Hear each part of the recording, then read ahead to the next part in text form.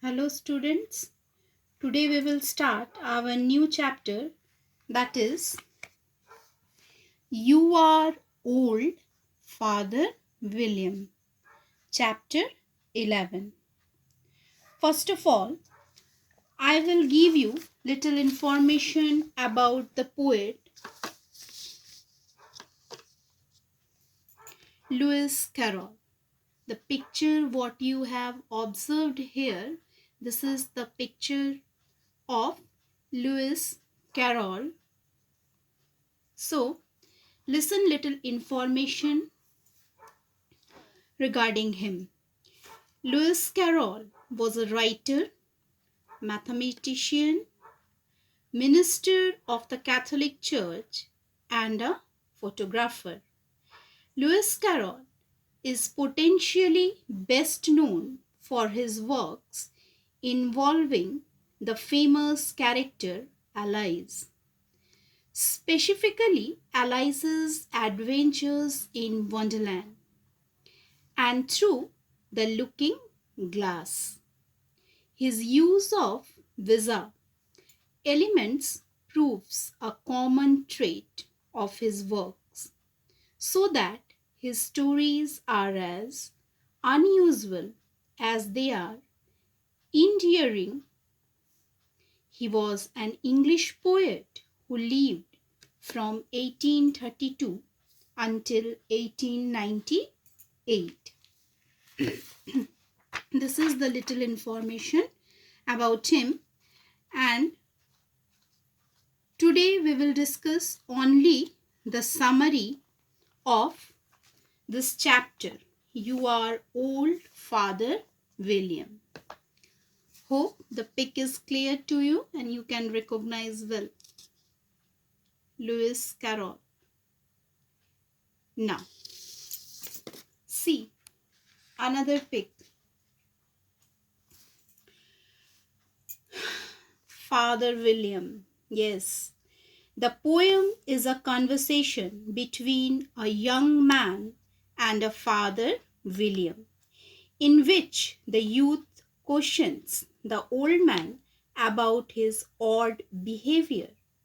The young man brings up Father William's old age and says that his hair has grown white, though Father William does not act his age. Instead, he prefers standing on his head. Standing on one's head is connected with child's play.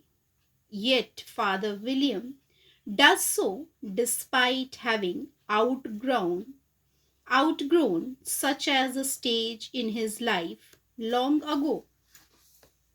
This leads the young man to ask whether Father William considers standing in an appropriate activity of his age.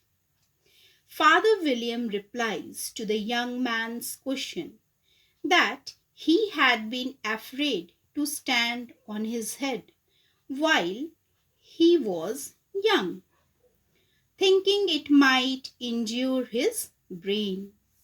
Father William then assures him that he has no brain to be worried about.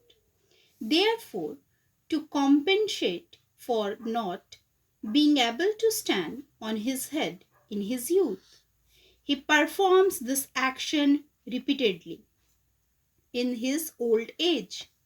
The young man asks questions in all the odd stanzas, and Father William replies to those questions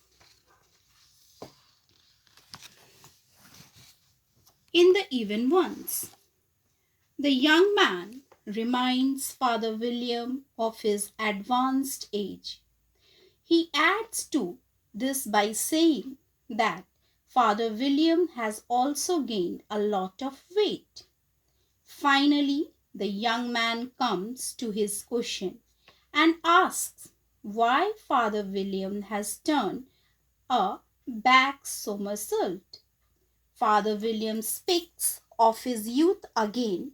He tells the young man that he has managed to keep his arms and legs very flexible by using an ointment that comes at the cheap rate of one shilling per box. He even attempts to sell 2 boxes of the ointment to the young man also. Again, the young man mentions that Father William has grown old and says that Father William's jaws are not strong enough to consume anything other than raw beef or mutton fat. On the adverse, Father William has been able to consume an entire duck, complete with both its bone and its beak. So the young man asks how Father William managed to do it. Father William replies to this question humorously. He recalls the days of his youth. He is reminded particularly of the time he had argument with his wife. He proclaims that those arguments in his youth have safeguarded his jaw against decay and have remained strong throughout his life. Then the young man again reiterates about Father William's old age. He even mentions that everyone expects his vision to be decaying with the passing age and to even balance an eel on the end of his nose, and wonders what makes him so clever. However, Father William refuses to reply to this question. Instead, he feels that he has answered enough questions.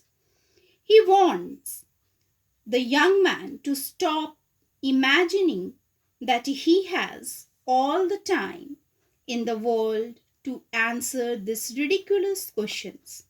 Lastly, he threatens to knock the young man off the stairs if he doesn't get out of the Father William's sight at once. This is the summary of this poem. Next day, we will discuss stanza-wise explanation. Till then, goodbye, students.